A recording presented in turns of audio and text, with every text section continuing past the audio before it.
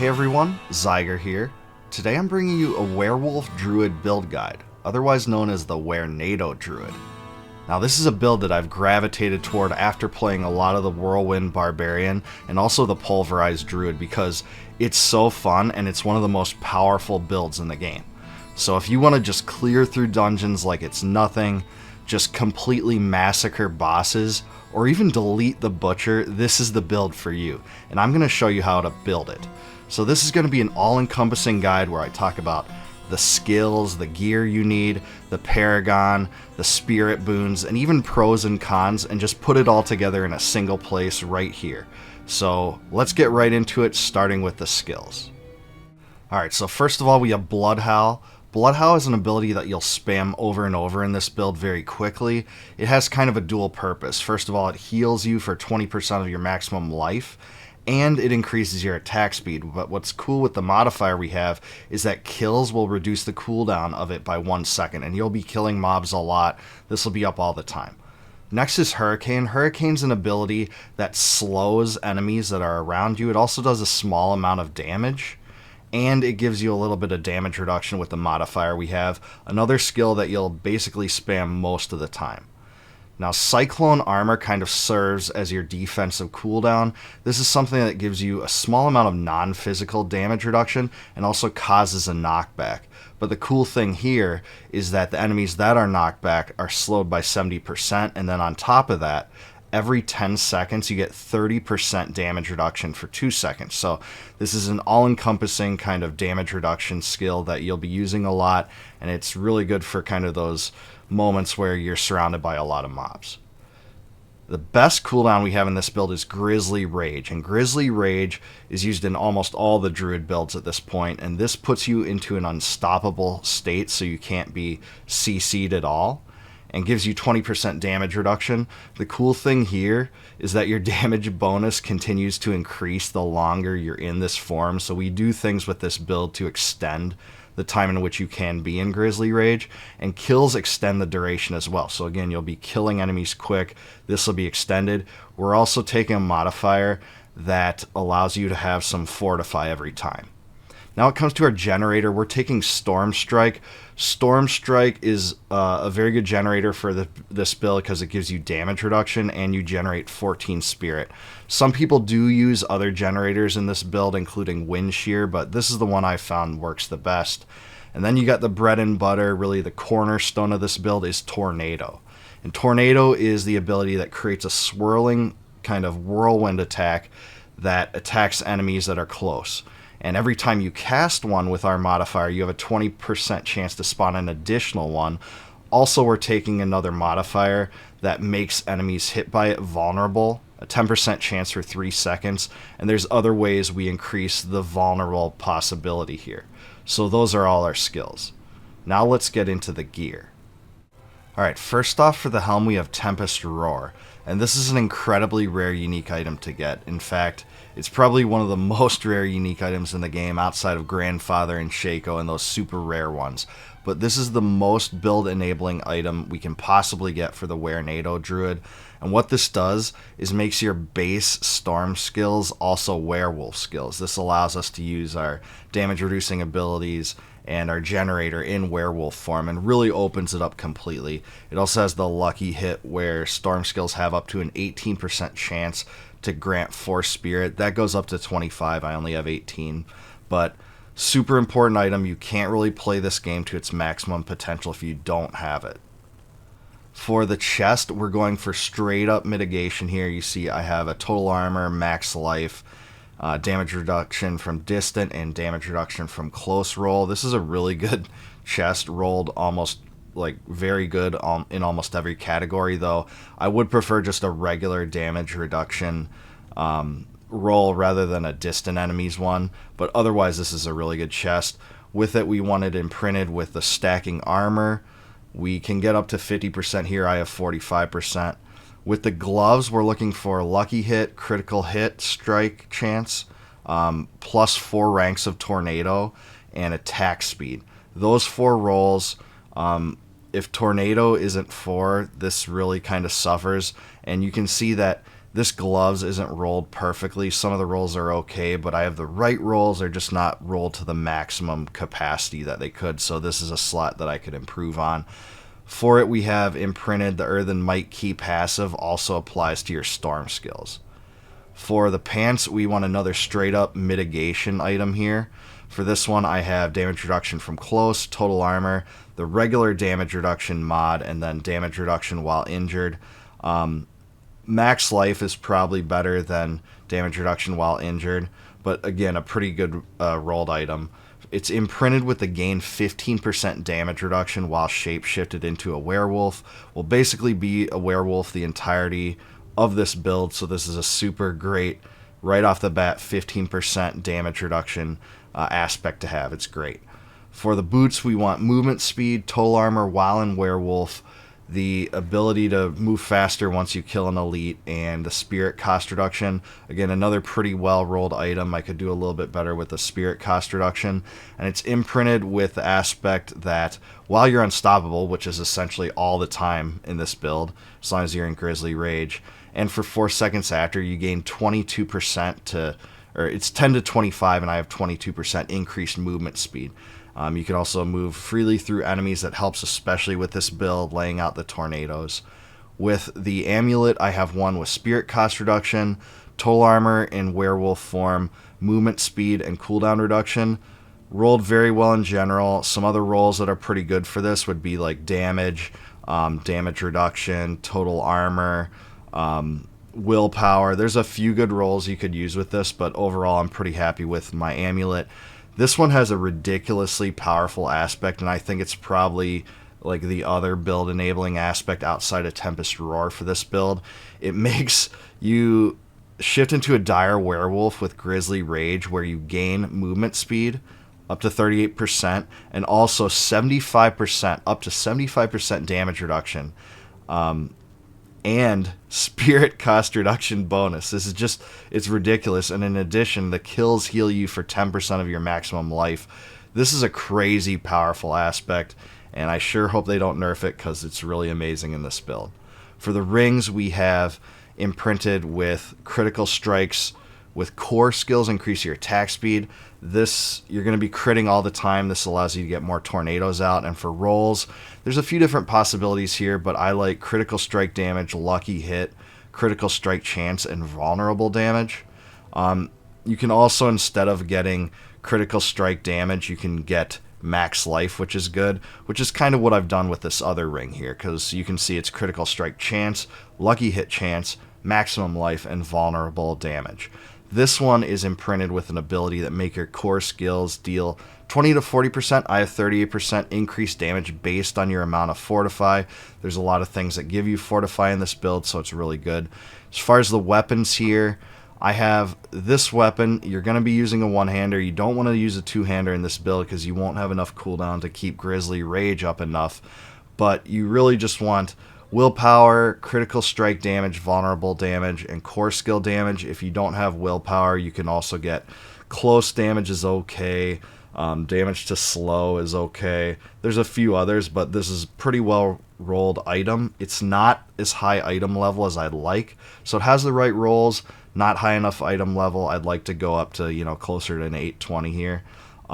It's imprinted with an ability that has tornado seeking up to 3 targets. It just allows you to do much more damage. And then here with our offhand, it's our totem. This one, we're looking for rolls that are especially cooldown reduction, critical strike chance, and lucky hit chance. The third one, you can kind of go various ways. I have a damage reduction from enemies that are poison. You're going to be poisoning everything here, essentially, and our aspect increases the duration of Grizzly Rage. It just makes you more powerful for longer, and you're able to increase your critical strike damage for that duration. For gems, we have green in the weapons, and then we have blue in the armor, and then we have skulls in the jewelry. There's a debate about whether the red gems are better than blue in your armor, and they very well could be. Best rule of thumb is, I think earlier in the game, that the red are better because you won't be fortified for as much. But as you get later and increase in power, you're going to want blue. It just gives you more damage reduction, but both are good. Alright, let's go to Spirit Boons. Spirit Boons here, first off, we have the Deer. We're selecting Wariness. You just take reduced damage from elites. For Eagle, you have a few choices. I like to go with the Avian Wrath, which gives you more critical strike damage, especially in softcore. If you're playing hardcore, you might want to take Iron Feather. You get more maximum life this way. But kind of, I'm an optimized build in the end game of softcore, so I'm going with Avian Wrath. For this one, we are going with Calamity. Calamity just extends the duration of your ultimate skills. It's going to be pretty incredible with Grizzly Rage here. For Snake, we have 2 boons, and that's what our current bond is. So we're going with Masochistic, which heal you a little bit. It kind of almost acts as a lifesteal in this build. Also good in the Pulverized build, but it's great here too. And then Calm Before the Storm. This makes your nature magic skills have up to a 10% chance to reduce the cooldown of your ultimate skill by 2 seconds. So this is super awesome when you're able to reduce the cooldown more and more of your Grizzly Rage. It's great. Now let's get into the Paragon. So with the Paragon, we are going to go over here. And just 2 shoutouts before I get going here. For the Paragon, it was influenced not only by the endgame build that's on d4builds.gg, but also DatMods. So shout out to both of those 2 sources. This one kind of combines the 2 into a single one, and I went off and got a few other nodes. But first off, for the glyph, we want Werewolf. This allows you to do much more damage in Werewolf form and get a little bit of damage reduction. This is an amazing glyph in this build. Next board up here, we have Undaunted. You're getting more damage while fortified. I have over 100%. You also get 10% damage reduction up to that point the more fortify you have. And then we have Earth and Sky. Earth and Sky just gives you a few different bonuses, including Storm Skill damage, damage reduction from vulnerable enemies, Dexterity and Intelligence, and then you get a bonus to your Nature magic skills, breaking it out that way. There also is a link to the build in the description below that has all the specifics about the Paragon board. Over here we have the Exploit glyph. Exploit allows you to do more damage to vulnerable enemies, and it also makes enemies vulnerable. So Exploit is basically used in almost every build in this game, and this one's no different. It's an excellent glyph. And then lastly up here we have the Spirit glyph, and this gives you increased critical strike damage with core skills and a bonus to critical strikes. So there's your Paragon, and let's talk about the skill tree. Skill tree here. So first off, with our generator is Storm Strike. We're going to enhance Storm Strike. Like I said earlier, you could take Wind Shear, but I don't use it. I like Storm Strike. Again, the skills tree is in the description below if you want to see the exact specifics. Coming down here to the core skills, we have Tornado maxed out, and then we're upgrading it through Raging Tornado. We have 1 point in Heart of the Wild for more Spirit, and then we have Wild Impulses. It just gives you increased damage for your core skills at the expense of more Spirit, but we're able to afford it in this build. We also have 3 Predatory Instinct for more damage, and then we have Digitigrade Gate. It gives us movement speed. And then we're coming down to defensive skills. We have Cyclone Armor upgraded through the Preserving Cyclone Armor node. And then we have 1 point in Ancestral Fortitude for a little bit of resistance, but it's really just to get to Vigilance. So we have 3 points in Vigilance for damage reduction, and we're using defensive skills a lot, specifically both of these. So we have Blood Howl, and then Blood Howl is increased to Preserving Blood Howl. We talked about that purpose earlier. Coming down here, the only companion skill we have is Nature's Reach. It just does more damage to distant enemies, and it increases that damage if they're CC'd. We have Hurricane here, upgraded to the Savage Hurricane. It allows you to get some damage reduction, so enemies won't deal as much. Elemental Exposure to 1, basically to get to Endless Tempest. That increases the duration of your Hurricane. You'll be having it up a lot. It helps a lot with slowing and your damage reduction. Neurotoxin, this slows poison enemies to 1. And then we're moving it to Toxic Claws for 1. And then we're getting 3 in Venom, so it's just additional critical strike damage to poison enemies. Coming down to the ultimate skills, obviously our ultimate skill is Grizzly Rage. We have that upgraded all the way. It's a super powerful cooldown that is very integral to the build. And then coming up here we have Defiance, so more damage to elites. 1 point in Circle of Life, it gives you a little bit of healing when you're consuming Spirit. And then we have 3 Resonance, so we get a little bit more damage from the nature skills, but it triples if their skill is the next skill after a Storm skill. And then coming down here, 3 in defensive posture, just additional defense. And then we're taking Earthen Might, which is really important in this build. It really has a lot of great enhancement power to Grizzly Rage. The two are very synergetic. So that is basically the skill tree. Again, the build guide is in the description below. Now let's talk pros and cons, because this build has a lot of pros and cons, but it's mostly pros. Number one, this build is extremely powerful. It's by far one of the most powerful builds in the game. It's acknowledged as that by some of the top players. It's also one of the best single target damage builds in the game. You can spam out your tornadoes and just destroy bosses super quickly. The Butcher, people have killed Lilith with this build. It's very effective at, hitting stuff down. Not quite as powerful as the Bone Spear Necro, but it's really great. But it also gives you a little bit of AoE damage too, because you're able to get those tornadoes out. They seek enemies. You can kind of clear the rooms and dungeons pretty quick and just move from place to place. You might have to kind of stagger a little bit, lay down a tornado and move on. But all around, it's a very solid, quick clearing build.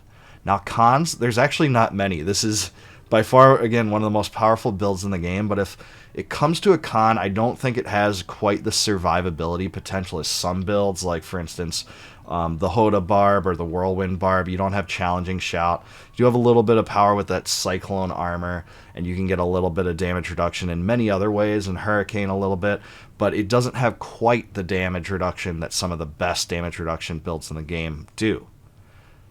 So let's get into the gameplay and I'll show you how to run this build. Alright, we're here in Abandoned Mineworks, so I'm getting my abilities going. You can see I'm already in Grizzly Rage, going around spamming Bloodhound, dropping tornadoes everywhere, just destroying everything really quick. There we go. Bunch of enemies here, so I use my Cyclone armor, same thing.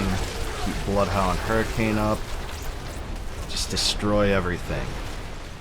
Get this guy off. So you can see we can clear these groups pretty quick. Grizzly Howl's up again. I'm going to use my Cyclone armor. The process continues like that. You want to keep out of the way of abilities that'll hurt you, obviously, like any build. And you can kind of stagger your casts. So you definitely want to be moving almost the whole time during this build. There's very few times in which I totally stand still, unless I'm basically trying to get an objective, or if I'm on a boss and I want to just focus the whirlwinds, I should say the tornadoes. So again, we're just moving forward through everything, destroying everything, and staggering all of our attacks. And that's pretty much it. For the bosses, you can basically just hold down your tornado while you spam it and knock everything down. And otherwise, we're doing it this way. So there you go. Alright, that's about it, guys. Thanks again for watching the video. Once again, the build guide is in the description below. This is by far one of the most powerful builds in the game, and it's one of the most fun to play, so give it a try. I think you'll really enjoy it. Also, please like this video and subscribe to my channel for more Diablo 4 and retro gaming content.